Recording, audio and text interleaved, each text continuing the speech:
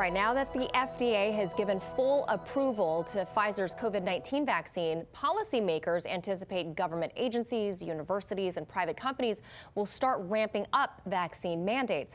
But even before Pfizer's FDA approval, vaccine mandates were already rolling out across the country, sparking this question.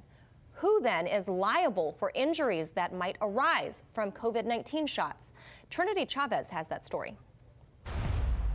Just go ahead and hold that there just to make sure it doesn't fall down. Back in December 2020, the U.S. began vaccinating Americans as the pandemic crippled the country and much of the world.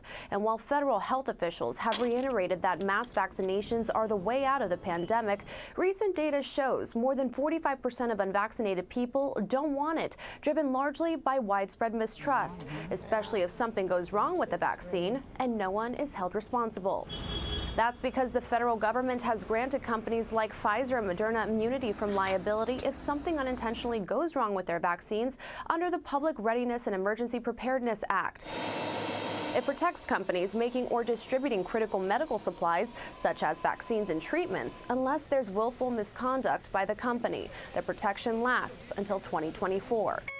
That means for the next 4 years, these companies cannot be sued for money damages in court over injuries related to the administration or use of products to treat or protect against COVID-19. Rogue Dunn, a Dallas labor and employment attorney, said in an interview, it is very rare for a blanket immunity law to be passed. Pharmaceutical companies typically aren't offered much liability protection under the law.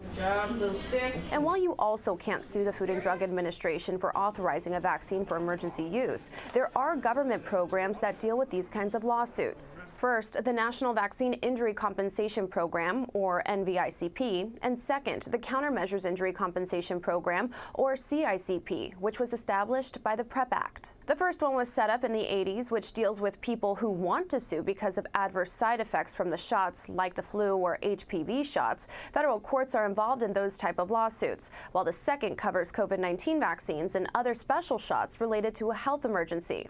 We are a federal government program available to help the public in the event that they incur out-of-pocket medical expenses or lost wages as the result of an injury from a covered countermeasure. But experts say there are 3 major problems with using CICP as your main tool. It's very hard to show proof that the vaccine or another measure caused harm with compelling scientific and medical evidence, which isn't always available early on. There is also a strict 1-year statute, which means all claims have to be filed within 12 months of receiving the vaccine. And if you have compensation from any other source, including health insurance, the program won't compensate you. Your vaccination's ready. I appreciate that. This is where mandates intersect with the private sector and compensation. While you can't hold your employer accountable if they require that you get the COVID-19 vaccine, but if you got the COVID-19 vaccine and you were injured, you can apply for workers' compensation and get compensation through an easier system than CICP. Now, experts say vaccine injuries should instead be routed to another program called the National Vaccine Injury Compensation Program, which handles claims for 16 routine vaccines. But the COVID-19 vaccine is not one of them. Reporting in New York, Trinity Chavez, RT. And joining us to discuss that, attorney at Levin, Papantonio and Rafferty, Michael Bixby is here. Mike, thanks for joining us today. So this week, we saw that the FDA granted full approval for the Pfizer COVID vaccine. Prior to that, we know they operated under emergency use authorization. So those who received their vaccine basically relinquished the rights to sue should any harm arise after they received the Pfizer vax.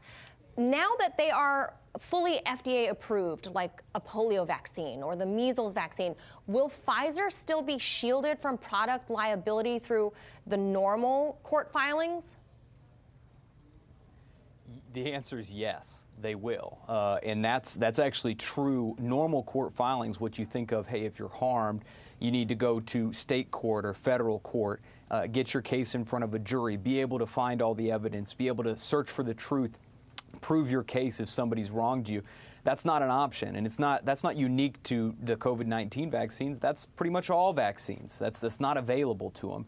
And as the report talked about, there's a couple of other options. There's vaccine court, but that's not the same as regular court. That's not the same as going and getting in front of a jury in the same way.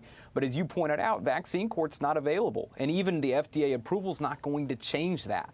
So the COVID-19 vaccine, the Pfizer vaccine, you won't be able to submit a claim via the usual vaccine court method. The only thing available to you is that CICP, the Countermeasure Injury Compensation Program.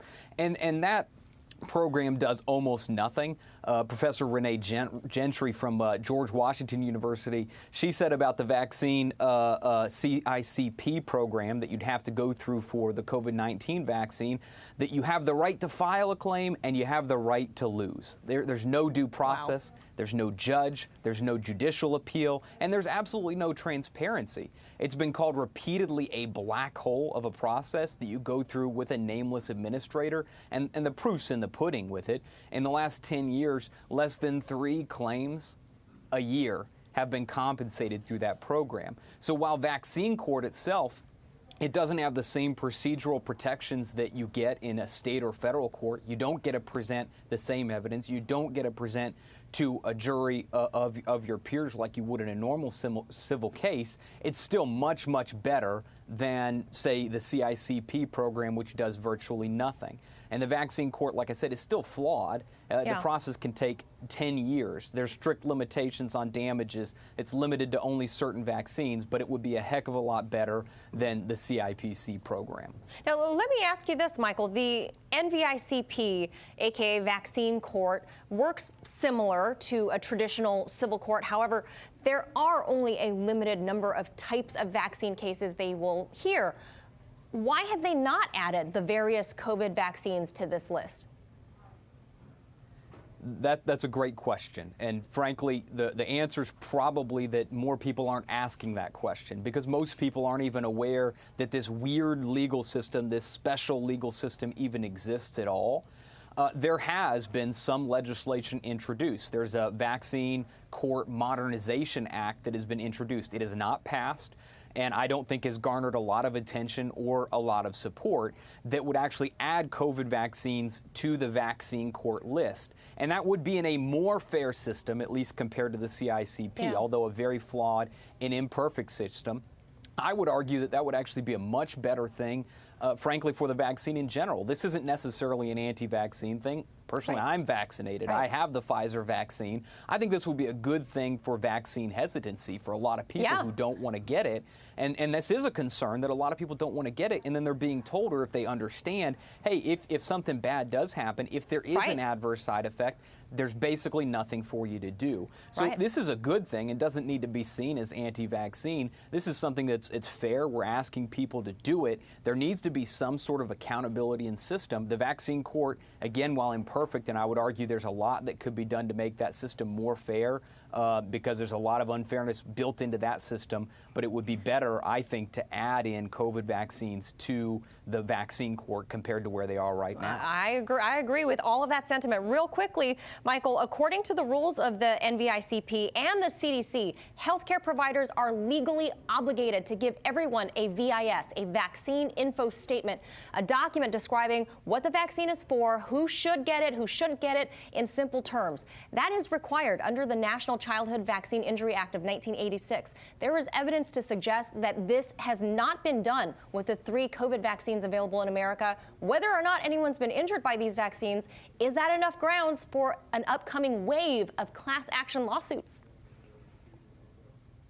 I don't think so. The restrictions that are in place right now legally are that restrictive. They're that punitive in nature. They bar, I think, almost any type of action like that. Even if there was some form that was required to be given, my expectation would be is that liability or actually accountability in a court would be almost impossible. Wow. And people wonder why it feels like the laws are written for big pharma, big companies, and not the average Joe.